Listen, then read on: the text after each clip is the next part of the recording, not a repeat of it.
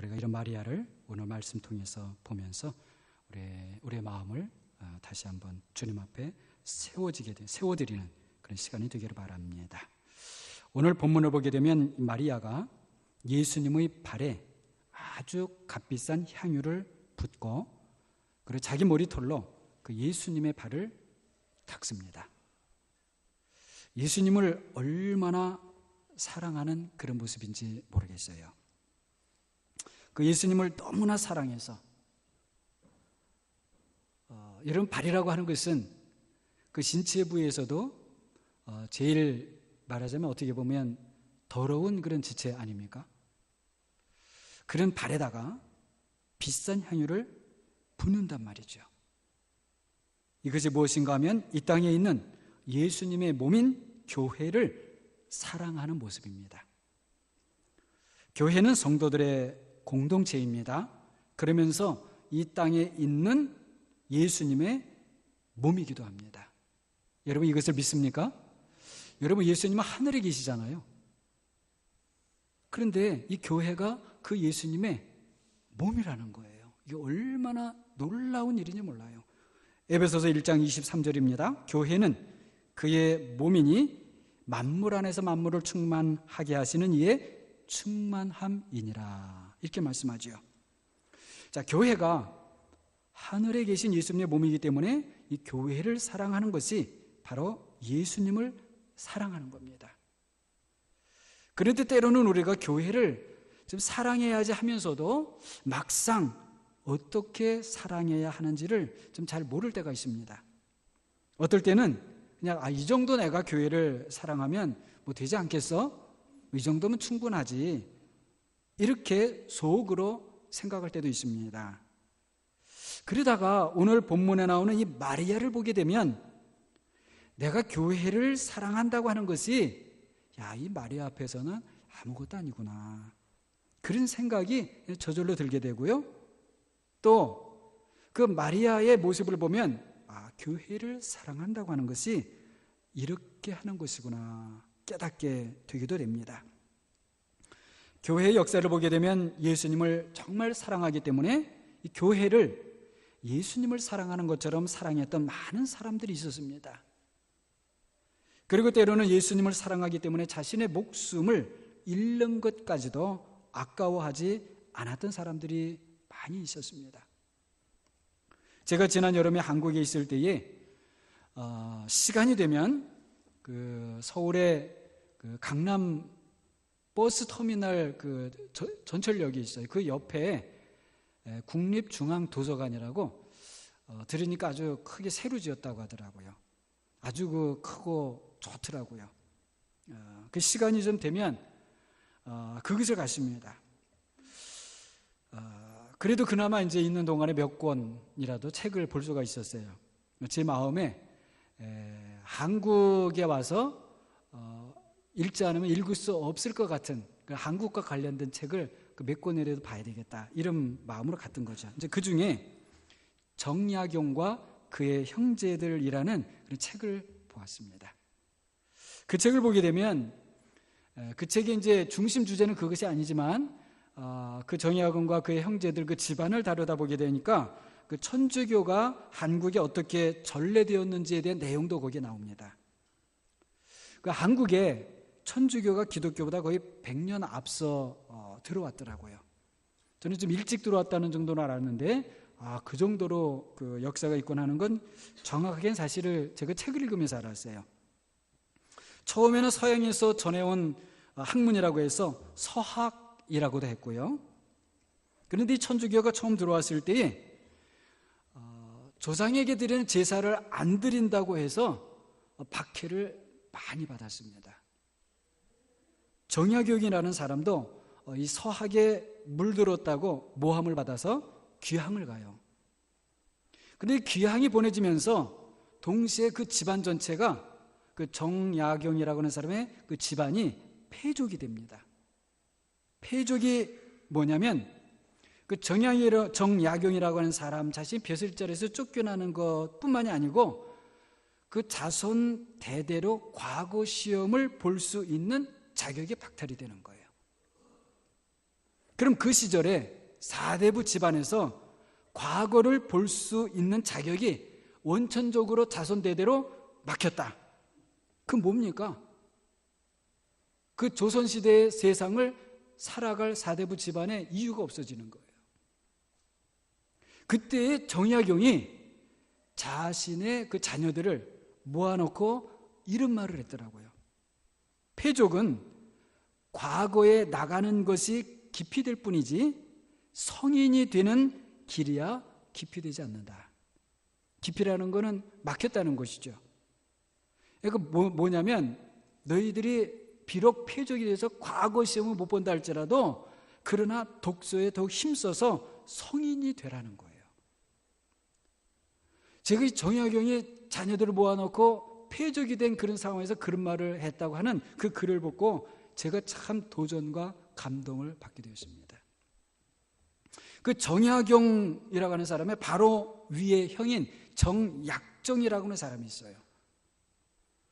그 정약정이라고 하는 사람은 1801년 신유 박해 때에 여러 천주교인들과 함께 그때 한 5, 6명 이렇게 되는 것 같아요. 함께 최초로 순교를 당합니다.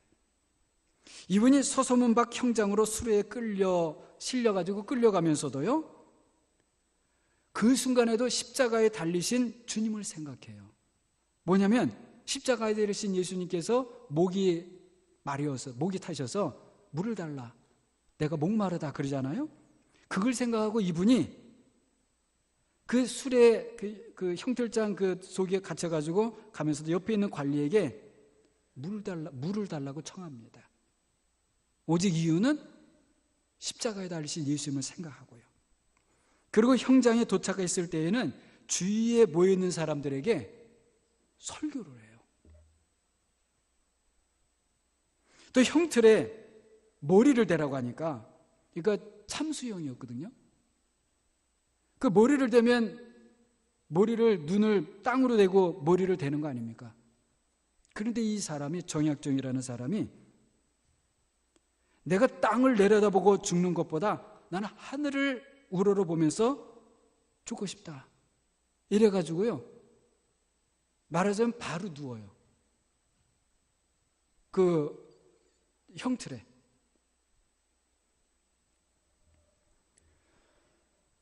당시 망나니의 칼을 하늘을 보면서 받겠다는 거예요. 그래서 당시 목격자 중에 어떤 사람이 이제 글을 남겼는데요, 그 망나니가 실제로 이제 칼을 내리쳤습니다. 근데 눈을 부릅뜨고 하늘을 보고 있으니까 망나니도 좀 겁이 났던 거예요. 그 제대로 못 쳤어요. 그 참 제가 여러 번 앞에 이렇게 공개적으로 말하기가 좀 상당히 좀 쉽지 않은데, 망나니 칼을 쳤는데 목이 완전히 탁 잘라지지가 않는 거예요. 반쯤 쳤어요. 아직 살아있단 말이에요. 그때 정약정이라는 사람이 벌떡 일어났대요. 일어나가지고 우리 천주교에서 십자가 이렇게 성호를 긋잖아요. 벌떡 일어나서 무릎을 꿇고는 하늘을 향해서 큰 십자가 성호를 긋고 다시 형틀에 자기 목을 대고 그리고 칼을 맞아 순교를 당했다는 거예요. 제가 한국 천주교를 목사인 저지만 다시 보게 됐어요. 그리고 우리 한국 개신교회를 다시 생각해 보게 되었습니다. 우리 기독교는요, 우리 개신교회죠. 개신교회는 조선조 말기에 한국 땅에 들어왔지 않습니까? 그때 조선 왕조는 있었지만은 벌써 좀 독립적인 정치력이 많이 좀 약해 있었잖아요. 이미 뭐 러시아, 미국, 독일, 영국, 일본 해갖고 많이 외세가 들어와가지고 있었던 그런 상황이 이제 막 벌어지고 있는 그런 때 아닙니까? 그래서 사실 기독교가 한국 땅 안에서 천주교만큼 심한 박해를 받지는 않았어요. 물론 초기에 복음 전도할 때 공개적으로 허용되고 그러지는 않았었지만 말이죠. 그런데 한국 땅에서 처음 박해를 받은 것은 다른 나라에 의해서 박해를 받잖아요. 뭐냐면 일제 식민통치 때 신사참배, 일본에 의해서 박해를 받는 거죠. 그때 비로소 한국 교회가 불같은 시험을 받게 됩니다. 그리고 주기철 목사님 같은 분들이 옥중에서 순교를 당하지요. 신사참배를 거부해서 감옥에 갇혀있던 성도들이 해방 후에 자유를 얻어 그 말하자면 불에 연단된 그런 순수한 믿음으로 교회를 뜨겁게 사랑하는 그런 신앙생활을 하게 됩니다. 거기다가 남북 분단과 6.25 전쟁을 거치면서 그 신앙의 자유를 위해서 남쪽으로 내려온 분들이 거의 또 가세하죠. 그렇게 해서 참 순결하고 열심 있고 정말 말씀드렸듯이 불에 연단된 그런 믿음의 모습을 가지고 신앙생활들을 하죠. 그 중에 많은 분들이 있지만 우리 의자로서 정말 모든 것을 자기를 다 희생하면서 그래 섬기고 했었던 그런 장기래 박사 같은 분들이 그때 다 그런 분들 아닙니까? 정말 한국의 모든 성도들이 본받을 만한 그런 삶을 살잖아요. 실제의 삶을 통해서 신앙이, 믿음이 무엇인지를 보여주었다는 것입니다. 그런 분들이 많이 있었잖아요. 교회 사랑하기를 주님 사랑하는 것처럼 하고 강단에서 외쳐지는 말씀들이 정말 하나님의 말씀인 것처럼 그렇게 받아들였습니다. 그 교회를 사랑하는 모습들이 참 순수했고 너무나 아름다웠어요. 자기의 유익을 구하지 않고 하나님의 말씀이라고 하면 무조건 무릎을 꿇고 믿었습니다. 그렇게 따랐습니다. 순종을 했어요. 어떻게 보면 이렇게 말을 할 수도 있을 것 같아요. 정말 바보 같은 믿음들이었다. 바보 같은.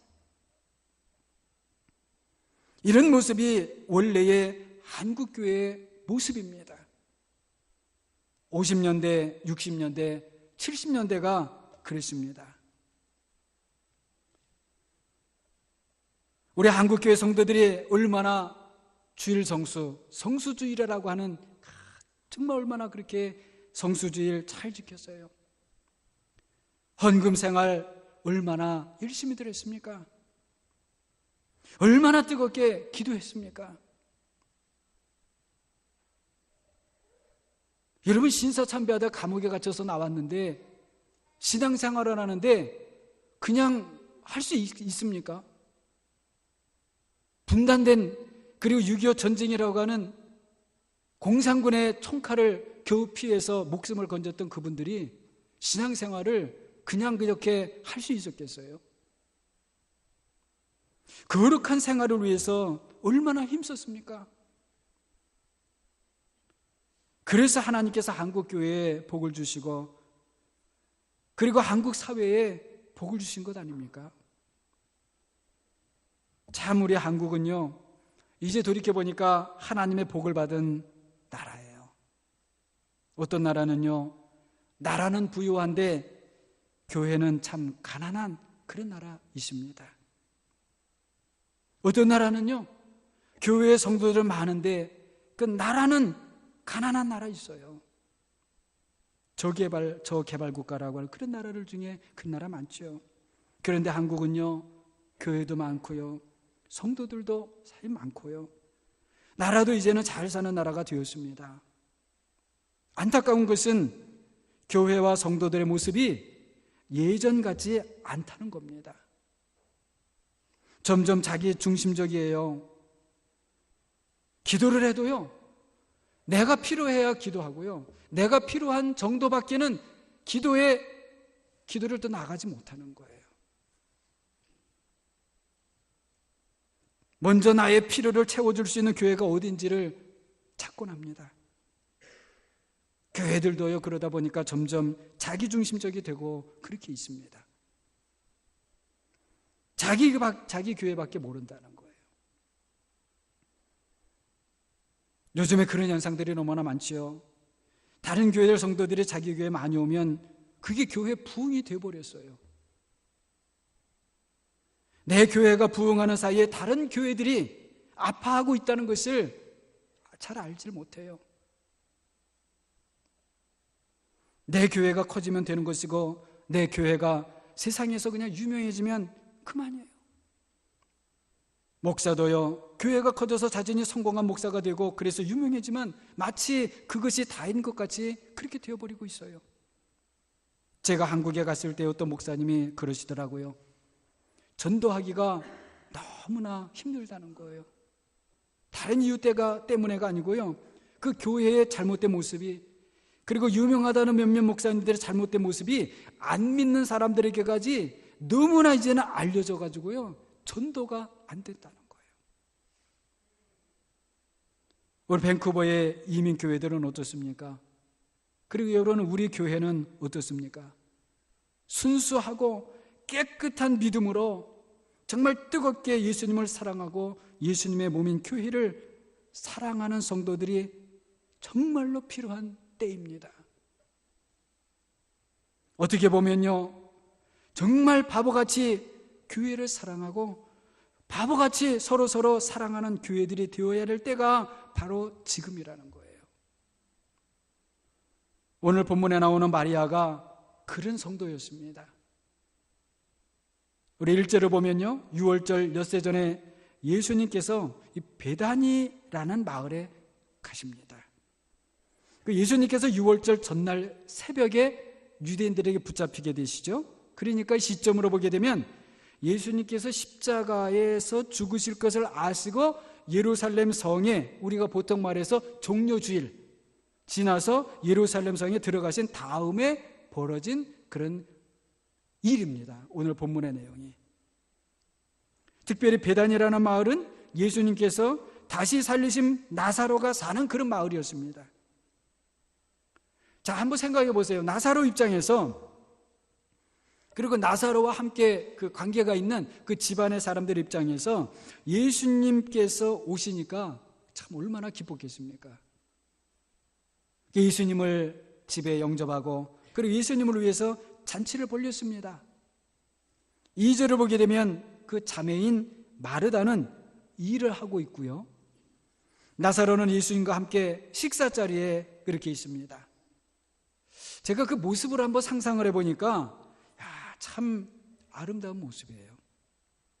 기쁜 마음으로 일을 하고 있는, 말하자면 봉사하고 있는 마르다, 감사한 마음으로 감격해서 예수님 옆에 앉아있는 나사로, 또 식탁에 그냥 앉아 있기만 하지는 않았지 않겠습니까? 서로 이야기도 하면서, 때로는 아마 그 식탁 이야기 속에서 웃음소리도 나오고 그랬을 거라고 봐요.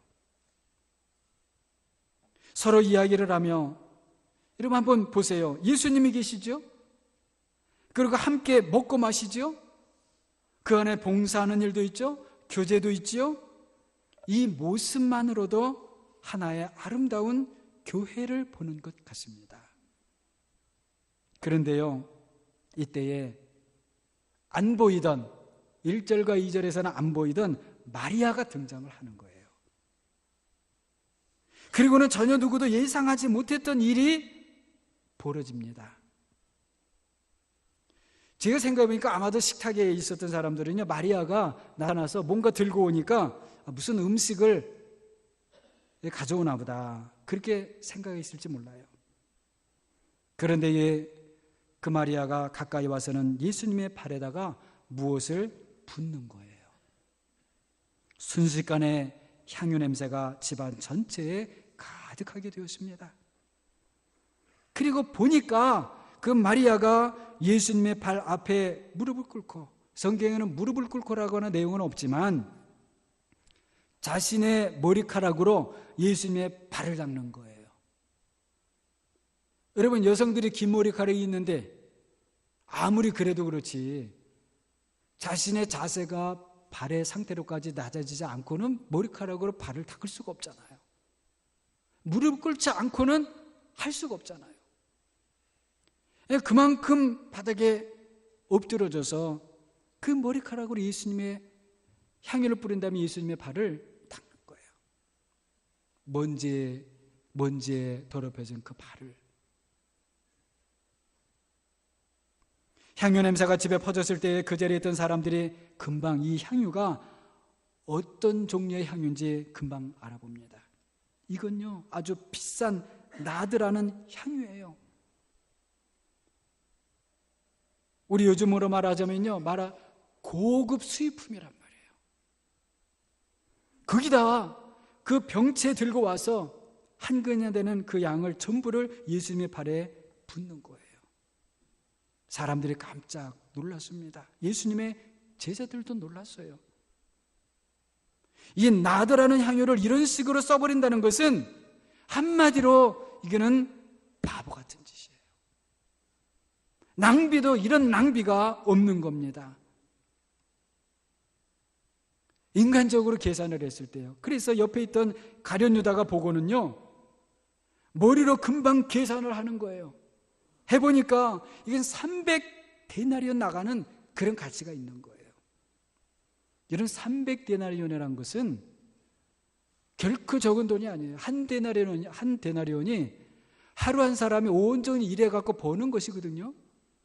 300일 일해가지고 그 일한 것을 한 푼도 안 쓰고 모아야 되는 거예요. 너무나 볼 때에 아까운 겁니다. 그러니 가룟 유다가 이 향유를 300데나리온에 팔아서 가난한 사람들에게 주는 것이 더 나았겠다, 이렇게 말하는 거예요. 여러분, 당시에 이 회계를, 예수님과 예수님 따라다니는 그 공동체에 그 회계를, 재정을 누가 맡았냐면 이 가룟 유다가 맡지 않았습니까? 그러니까 만약에 이 마리아가 그 향유를 그냥 가지고 와서 드린다든지 아니면 그걸 팔아서 300데나리온을 가지고 왔다고 하면 그 예수님이 당연히 누구에게 맡기겠어요? 가룟 유다에게 맡기겠죠. 그 가룟 유다가 맡고 있는 그 돈주머니가 어떻게 되겠어요? 풍성해지겠죠. 말하자면 가룟 유다 입장에서는 자기가 담당하는 공급이 많아지는 거예요. 그러면 많아지게 되면 거기서 어느 정도는 자기가, 우리 그런 말 있죠, 유도리 있게, 그냥 유도리 있게, 예? 필요한 대로 좀 썼다가 이렇게 하고 아무도 모르는 거예요. 그런 여분이 생기잖아요. 이 가룟 유다는 그걸 생각하고 있어요.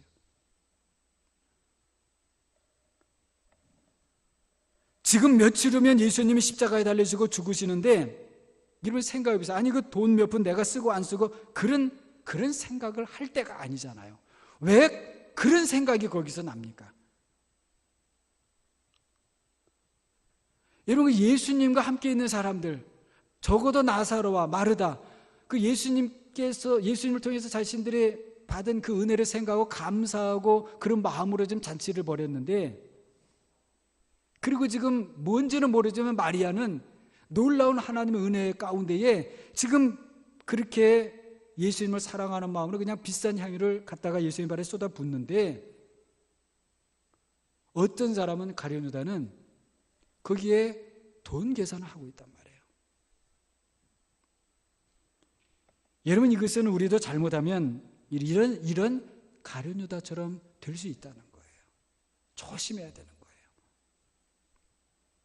자, 마리아가 왜 그 비싼 향유를 바보같이, 정말 바보 같은 거 아니에요? 바보같이 예수님 발에다가 다 쏟아붓는 겁니까?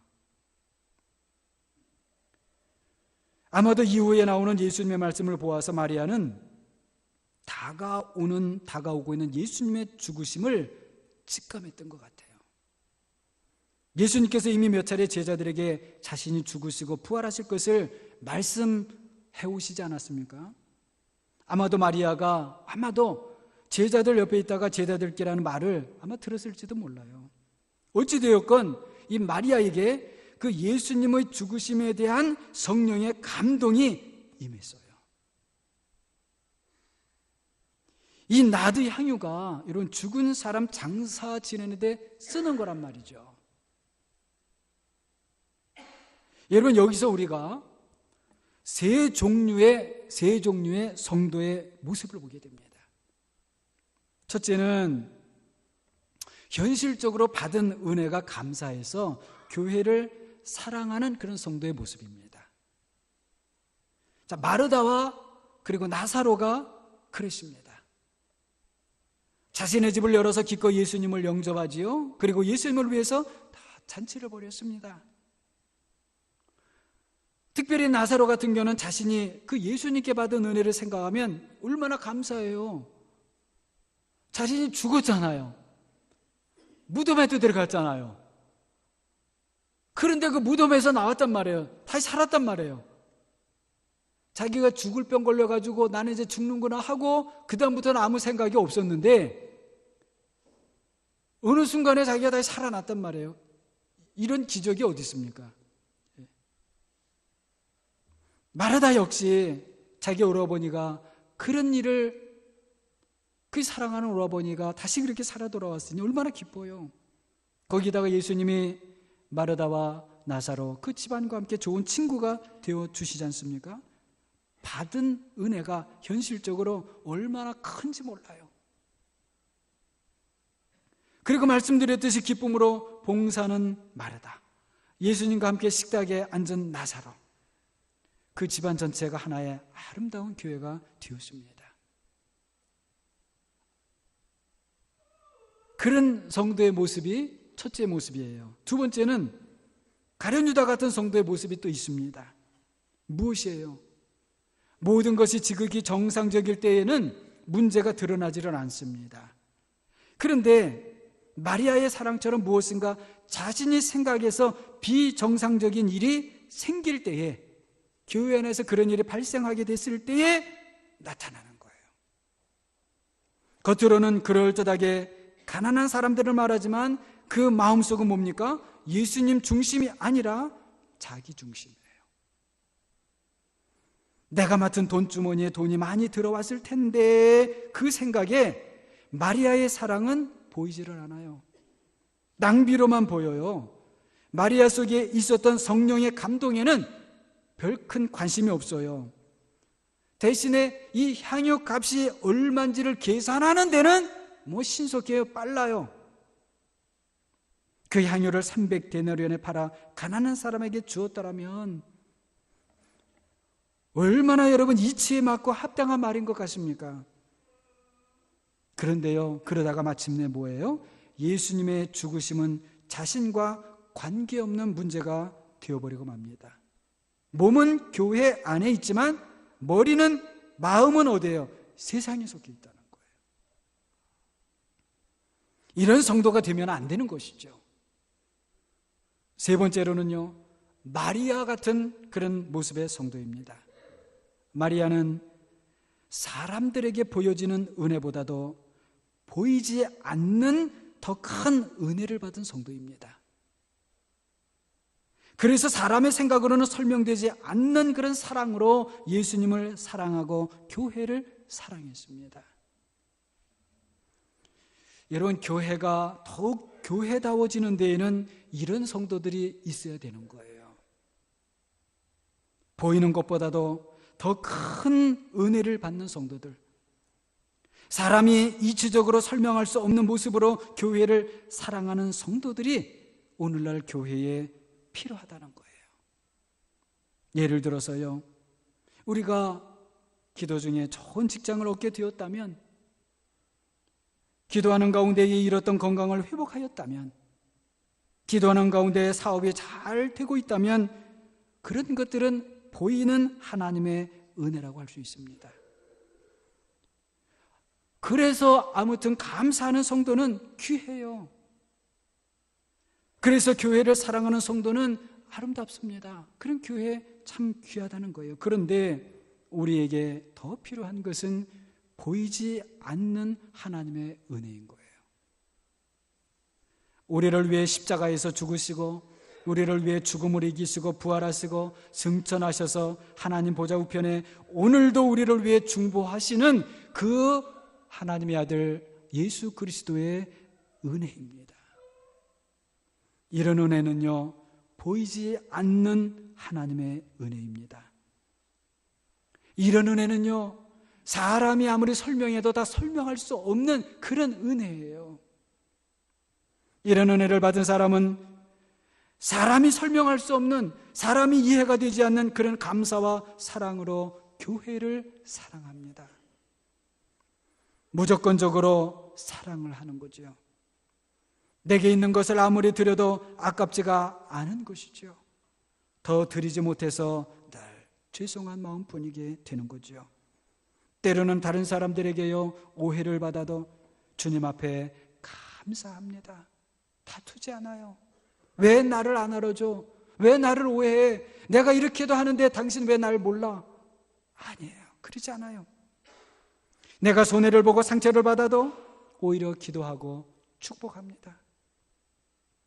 세상에서 가장 더러운 것을 주님의 이름으로 찾아가고 그리고 함께하고 자신의 것으로 아낌없이 섬겨요.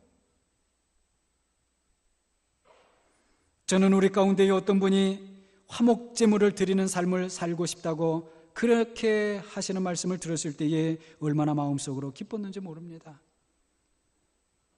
우리가 어떤 하나님의 은혜를 받고 있는지를 돌아보시기 바랍니다. 저는 우리 교회 모든 성도님들이요 보이는 하나님의 은혜뿐만이 아니라 보이지 않는 하나님의 은혜를 다 받는 분들이 되시기를 바랍니다. 말씀드렸듯이요 보이지 않는 은혜를 받은 성도는요 사람이 이치적으로 이성적으로 합리적으로 설명할 수 없는 그런 감사가 그분에게 있어요. 그런 사랑이 그분 속에서 나와요. 그리고 예수님의 몸인 교회를 사랑해요. 참으로 복 있는 성도의 모습입니다. 순수한 사랑, 아낌없이 드리는 사랑, 사람들이 평가하는 값진 것을 드리면서도 조그만치의 자랑도 없이 베푸는 사랑으로 교회를 사랑하시는 여러분 되시기 바랍니다. 하나님은요 언제나 그런 성도들을 보고 싶어 하셔요. 그런 성도를 오늘날도 찾고 계십니다. 사랑하는 여러분 모두 값비싼 나드 향유를 예수님의 발에 붓고 자신의 머리카락으로 예수님의 발을 닦았던 마리아와 같은 사랑으로 그 예수님의 몸인 교회를 사랑하시는 여러분들이 다 되시기를, 그래서 참으로 복된 분들이 다 되시기를 주님의 이름으로 축원합니다.